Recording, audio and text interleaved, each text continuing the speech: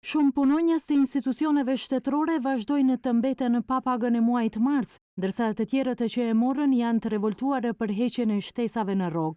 Nga sindikata e Spogjit e thanë për Alsat se nuk do qëndrojnë duar kryq, por do të kërkojnë të drejtat e tyre që u takojnë me ligj, dhe për të cilat është pajtuar edhe qeveria që tashmë është në pushtet. Kur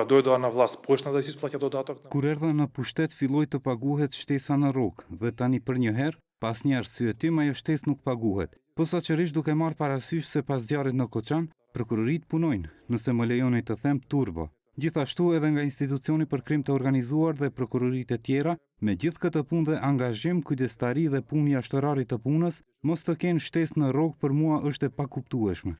Punonjësit e kulturës morën pagat, por shprehen të revoltuar për mos zbatim të marrëveshjes së përgjithshme kolektive. Nga sindikata e teatrit shqiptar thanë se këtë vendim do të ankimojnë fillimisht në bordet drejtuese të çdo institucioni kulturor, për të vazhduar më pas metodat e tjera ligjore deri në zgjidhjen e përhershme të këtij problemi. Do të ndërmarrim hapa, fillimisht kemi vendosur, domethënë sot kemi pasur një takim që do ta ankimojmë këtë në këshillin drejtues ose në bordin drejtues të çdo institucioni, sepse punëdhënës është institucioni dhe ne do drejtohemi fillimisht aty.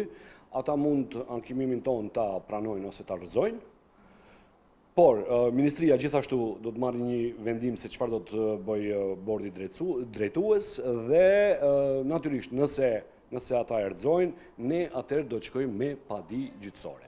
Domethënë do të padisim institucionet, jo drejtorët, mos kemi keq kuptim këtu se nuk është kjo punë personale që padisim drejtorët. Për shkak të problemeve të vazhdueshme me pagat, kreu i LSM-s Slobodan Trëndafillov u bëri thirrje të gjitha sindikatave dhe punonjësve që më 1 maj të mblidhen në protestë për të shprehur pakënaqësinë dhe për të kërkuar paga më të larta. Sipas LSM-s, pa paga mbeten punonjësit e kulturës, Ministria e Ekonomisë, Inspektorati i Punës, Inspektorati i Tregut, disa pjesë të prokurorisë dhe shërbimi ujësiellësit.